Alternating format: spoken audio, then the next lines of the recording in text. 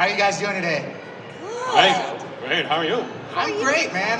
It's funny because Johnny Bravo is something I remember watching when I was in elementary school. And when you guys were, where I was told I was be doing this panel, I was like, that is insane to me. It's just one of those things. This is one of those shows that I feel like my parents grew up on Hanna-Barbera cartoons, right? And this was my Hanna-Barbera cartoon. So my big question, obviously, for Van was like, what was the inspiration for this show? Like, how did you come up with this? So the inspiration for this particular show was a lot of things. When it was actually my senior thesis project in college, and so when they asked me to come up with something, they said my teacher was like, "Write what you know. Like, what do you like? What do you want to do?" So. And Van said the 70s. I said I wanted to. Basically, my roommate came in doing a Elvis impression. I go, that'd be funny. I know there's little things like that. That's not like one of the impetuses. So that's my short answer. Yeah. That was my thing. Now, you know the Elvis motif part of Johnny Bravo. Now, Jeff, when you were brought on to, when you say you were going to be Johnny Bravo, obviously it's very Elvis-y, but what were you thinking like when you were coming up with the voice and how it's going to be and how it's being known as? Well, I remember at the audition just saying, so how do you want this character? Because he kind of seems like Elvis, but like Elvis on steroids. And he was like, yeah, that. It was like, yeah, that, except, he's hyper and, all these quick movements were happening, so I remembered watching Elvis do one of his comeback tours, and when he was doing the kind of karate stuff, and Van had incorporated some of that anyway, and so it was really just doing Elvis, but with that kind of hyper, mixed with the fast motion and karate kind of, it was all, it was like everything was fast, so it was just it was like a rhythm thing, But I grew up watching and loving Elvis, and I was always trying to do impressions of different singers and actors and stuff. So that was, for me, it just kind of came naturally because I looked at this character and it was like, it's a lot like Elvis, and I was like, yes, good, because that's what I saw too.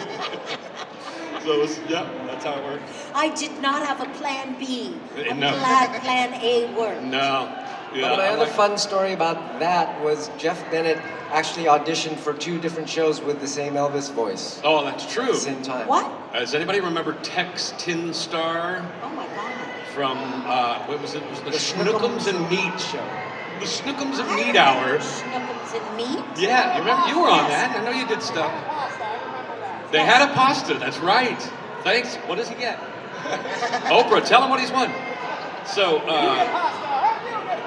literally this same week, he also won, who was that? It was Tex Tin Star? Yeah, but I mean the director, or the creator. Bill Cobb. Bill Cobb. It was Bill Cobb. And I was like, so what do you want with this character? He said, he's just kind of like Elvis. I was like, oh no. But I had, I didn't think, usually in a week you're not going to get the same 2 characters that you audition for anyway in any universe. And then I ended up getting both, and Bill got upset because he's like, man, you didn't tell me you were already doing an Elvis character, and now ours is coming out later, so it looks like we're doing a copy. But it was, I don't think that show. Well, you can find it on lasted YouTube. as If long, you go but on YouTube, type in yeah. Tex Tin Star, Right. and you'll watch a cartoon with a different character doing Johnny Bravo voice. And it's I really tried to make it different, but he was kind of Western Johnny. I was in Las Vegas. I just want to throw this, and my cousins belong to this dinner thing called the Italian American Club. So we all went, and 2 Elvis impersonators got up, and they brought up a guy that did Ed Sullivan, and then a guy got up and did Rod Stewart, and it was it was an acid trip, basically, as I'm sitting there having dinner, and everybody was bad. They were good, but they were bad. And then the guy looked down at me playing Ed Sullivan, and he said, which one of them and Gabby was there, my daughter, which one of them sounds the most like Johnny Bravo? Without knowing what I did for a living. And I just said, both of them sound exactly like Johnny Bravo. Neither of them sound like Elvis. Thank you very, very much. And it was very cute. But they're like gonna do this. They're basically doing what was Ed Sullivan's show? The Ed Sullivan Show. Yeah, the Ed Sullivan Show. Yeah. They're basically doing that in small hotels, and I thought that was interesting. And they have contests, and then I had another alcohol sip, and it was over. Things to do in Vegas. There's things to do in Vegas. Yes. Now, Miss Candi, Yes. you're such an amazing voice actor. You're Thank you. everything I went to go study, and it's like you're in everything. So when you come to Johnny Bravo, what are you thinking as far as the voice actor? Because I know you played multiple parts on this show. Where I know it's really hard. Like, do you have to reuse a lot of voices, or what's the plan of attack on a show like this? What I like about Van is that he's very specific, and what I like about Van is that he's very 70s, and that's my generation. So I knew everybody he was talking about. I love Maureen McCormick, like Marsha Brady. Were you like, there? You were there the day we worked with Jonathan Winters, right? Oh yeah. That Yeah. was unreal. And what else did we have? Did we have Adam West? We had Adam West. Had Adam West, We had I was Farrah there. Fawcett. Farrah Fawcett, and I. And Donny Osmond is the Donny babysitter. Osmond. And I will tell you, that is my Donny childhood, believe me. And I think that when you come in, you support the main character. You know, you have Brenda Vaccaro. You can't touch her. She was brilliant. You have Jeff Bennett, so strong. You had Mae Whitman, who is a 95-year-old woman inside. She has been an actor since she's been 5, and brilliant at it, very aware. And I just came in to fill in whatever young hot chick or whatever old lady, and I never had to fump around for a voice because Van's direction was, and Colette Sunderman together, I would have a voice print from the 70s, something that was so in my head that I could do anytime. And it wasn't ever another cartoon. It wasn't like, oh, do you remember the mayor's wife and the deputy dog? It wasn't anything like that. It was something from pop culture. And I loved going in there because I felt 7. I felt 8. Well, it was really fun. We did our Schoolhouse Rock episode, and I knew that Candi had sung before, because she was in the original cast of touring group of Dreamgirls. Yes, many moons ago. And so I knew that she could sing. So if you ever watch the Sensitive Male Schoolhouse Rock type episode, that's Candy doing all the background and all the other. Very fun. With the original Schoolhouse Rock man himself. With Jack Sheldon, Jack the original Sheldon. Schoolhouse Oh my Rock gosh. Yeah, he was amazing. Yeah. Oh, I bet he was. He was another one. But I mean, we had so many sessions like that where I could not wait to go in to do the sessions because I'm like, I am going to go get to work with Adam West this week. You know, I'm going to go get to work with Farrah Fawcett, which is a whole story also in itself. I think I came in for a different show as she was leaving. And I didn't know if it was you in tears or Farrah in tears. I can't remember. No, but I never did. Well, she showed up later and later, so Later and I later. think Van was the only one that really got to work with her. But having said, and all these other amazing actors that we got to work with, and Jonathan Winters, that I grew up watching him. Mark He was like a Hamill. Robin. It's like Robin Williams would have loved to have been there. Yeah. So there were incredible people that Van got in. Well, That one was of the exciting funnest work. ones, the only person that we got to work with that actually worked with Elvis was Mac Davis. Oh, So yeah. Mac Davis wrote several songs for Elvis, including The Ghetto? Did He you wrote- This conversation, a he little wrote In the more Ghetto, action. he wrote Little Less Conversation. And he did his version of it Yes. for us that day, which was much slower and like a totally different And version, I- but it was great. And in my mind, I was there. Like in my mind, because I think I went up to him years earlier. I had sung with him at another weird place, just because I'm a weird kid. But I was at another weird place, and I was like 17 or 18. And he got up to sing, and then he sat down and played the piano, and then he went over and played the drums. He was like the Wayne Newton of the evening. It was the most amazing thing. He was amazing because he would come and Colette, our director, would have him bring his guitar. So after every session, we would have him sing a Mac Davis song or sing an Elvis song, and we would just record them. So I have this nice little thing, on my iPod of all these Mac Davis covers that are done acoustic that are just mine. So Yeah, he wrote In the Ghetto also. Yes. Yep. Yeah, In the Ghetto, and then he had the big hit of Baby, Baby, Don't Get Hooked on Me. Yes. Yeah. Because Yeah. I'll just use you, then I'll set you free, which is a perfect Johnny Bravo song. Can't do it today, but back in the day it was fun. Yeah, can't do it. Now, you guys are talking about Mac Davis, Adam West, Donny Osmond, Prairie Voss. Now, is there another? Because a lot of stars came on that show. I didn't know when I was a child back then watching the show, but reading through is like, oh my God, there's so many that came through. Is there another celebrity, like big celebrity guest that came in that you were like, oh my God, like I cannot believe they're on the show with me? But I don't know if there were other, I mean, Jonathan Winters for me was huge. the only person that we have a recording engineer named Robert Serta, and Robert never asked autographs for anybody. He'd have people like Dennis Hopper coming in, people whatever. He's like, nobody gets. He could care less. The only person he asked an autograph from was Shaquille O'Neal.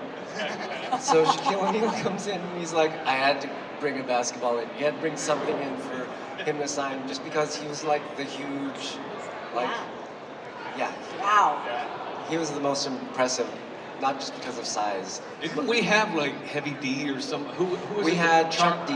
Chuck D. From Public that Enemy. came in. Right, that was fun. That was fun. That because was really fun, I don't know if too. anyone knows who Chuck D is from Public Enemy. So, like, his people came in and they were singing that song from Fight the Power. He just kept saying, Elvis was the hero the most, but he never... And he would sing this lyric and he just kept saying it. If you know the rest of the lyric, it's kind of not a shot, but he was just like pushing buttons. I'm like, oh, I feel horrible that you're doing this Elvis type thing when you think Elvis is a racist, but... Fight the power. Fight Johnny. I know, but Chuck D was awesome. He was amazing. He was.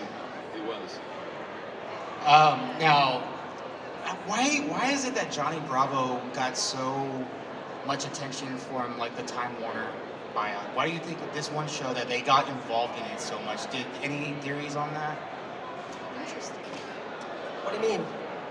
I know besides you, but like why this one show? You know what I mean? Like why would they feel like they have to get Like involved? picked out of all the other shorts that at So the time. why is it not being shown, or why? I meant like with the buyout.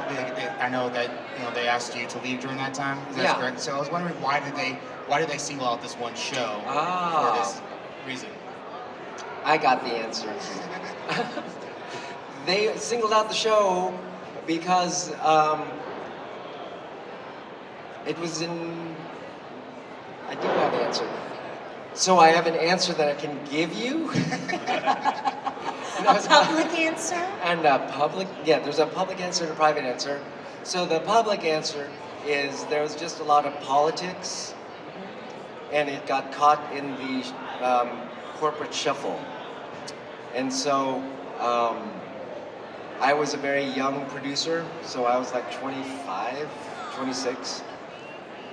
And they were looking to do other things. And it was like the big Warner Brothers buying out Cartoon Network, and they found out that, oh, there's trouble on this show, we could take it over. And so Warner Brothers came in and said, hey, I hear you're having problems with Johnny Bravo. It's like, we could do it. And so they did. And and I think part of that, to your great credit, was that they were a little jealous that this young dude came up with such a great idea for a show and it wasn't theirs. Yeah. And That's it part of involved, it, is and like, it involved Elvis, If and it wasn't theirs. If the people who are in power don't didn't really have the first creative vision, they tend to go, well, it wasn't mine, so we can axe that one, or we can do, whatever it is. So I think it wasn't necessarily personal, but it was like, oh, that's not ours, that's so much yours, which is true, because it was so good. Yeah, but it's nice because afterwards, after they, in case you didn't know, that I was let go from the first season, and then they brought me back on the 5th season after Warner Brothers had finished their run of the show. So the main reason why they gave me a 5th season, first they gave me a special. If you ever watched the Johnny Bravo Christmas special, it's this first half-hour special that came after the 2nd and 3rd, 4th season. They came up to me and said, we want to see what you would do with the show now that you've been away for a while and you know how to produce a show. And I was like, cool. So I did that. And then I did the Valentine's Day special, and then The Rock wanted to do a Johnny Bravo movie. And I go, hey, if The Rock's going to do a movie, we should have like episodes to go along with the movie. And so they greenlit a 5th season because of that. So that's the long answer. No, I understand. And I was trying to think, like, when I was a child, when I was a kid, everybody on my street was about the same age, right? So I remember it came on like at 5:30, and we would all be outside and be like, okay, it's 5:30, and we go to somebody's house and watch it. So I didn't know if, like, now when I was like, okay, you're gonna do a Johnny Bravo panel, I was like, was this like, and then reading about the buyout, because I didn't know about the buyout and anything as a child, right? And I was like thinking, like, was this really like a big deal, like, for our success-wise? Like the studios was happy with it, the channel, the networks were happy with it. Like, how big was it for you guys when you guys were actually making the show? Johnny Bravo was big right from the jump. Okay. I mean, that was because they were producing episodes all the time. So what happens is, as a voice actor, you get, Jeff is booked every week, but as a guest star on it, my agents would get what Colette was putting out, our voice director and casting, and we would see all the opportunities, literally female 1, female 2, but other little things. And so it was a show that was active and in production, and they were getting big guest stars. And a lot of the times, I didn't know if you knew this, Colette would send out things and she would say who the guest star was, or if it was really somebody special, she'd say to the agents in her email, you're not going to believe who we have this week. And so all of us, men and women, were like, I want to do that and I want to get on it. And I think what Van is not saying is, by the time that they asked him to do the special, after kind of insulting him and taking the show away from him, I know the other person that ran it, and I don't think that he did a great job. And I think that if they were going to make money on it again, and they were going to get ratings back up, and they were going to make this as much of a flagship as Dexter's Lab was, and Codename Kids Next Door was going to be coming, that they needed to get the original creator who had fresh ideas. It was his project, and to get him back. So I believe that the bone that was thrown was not a bone saying, well, we're going to give you a special. It was like, help us, this is successful. And it wasn't bad, it was stagnant. And that's what it was. It was stagnant. He didn't have, this person didn't have a hands-on approach. So the voice director had more of a hands-on approach, and characters began to sound the same. So did you guys notice when Johnny suddenly became way more intelligent? Because that was the thing for me, as playing him. I was like, why? He usually had like 6 to 8 word answers at the most. Suddenly I was doing these long paragraphs of, I've been pontificating about this for a while, and let me tell you, the thing that first comes to mind is and I was like, why is he talking like this all of a sudden? That doesn't seem in character, So it did. It made a big change in between those seasons, And I was like, you got to dumb him down. He's getting too intelligent. Back. He's got to dumb him down. He just wants to get a date. Come on. That's it. And he loves his mama. Now, we're running out of time, so kind of last question here, but I don't know if you guys have noticed about the resurgence of Johnny Bravo, like on TikTok, particularly. What are your thoughts on that, and what are your thoughts on if Johnny Bravo were to come back on today? Well, the funny thing is, like, I've just seen the video that everybody's been talking about, the guy at the airport doing that. It's hysterical, and I love it. I think it's great. It's kind of like a cross between Muhammad Ali meets Johnny Bravo. Have you seen it? I have seen it. I got a number of people who sent it to me, so it's Exactly. It's like I got it from about 5 different people on the same day. Yes, Yep. and he's been great. doing it for a while. Yeah. So I've known about him because I always thought he was funny. So when people were sending it, I was like, yeah, that's that one dude. Yeah. And so I kind of like let it pass. I didn't realize it was going viral. I was like, I know.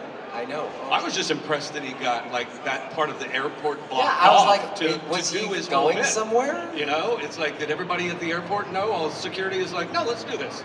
We're Yeah. gonna film this. It's gonna be good. You know.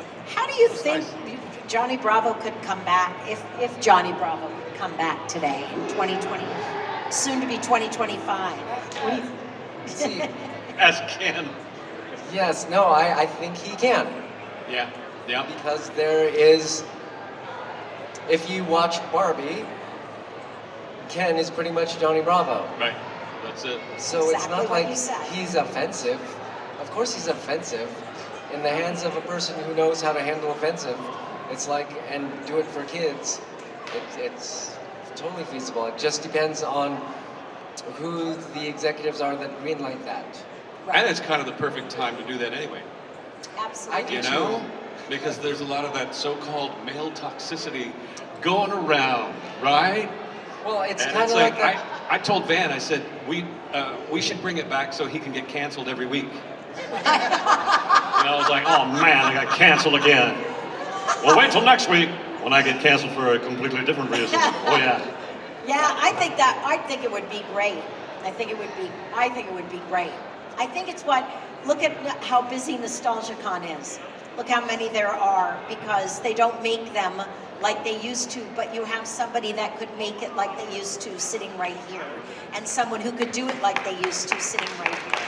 And I do a The mean 90s still lives. Yeah. Run!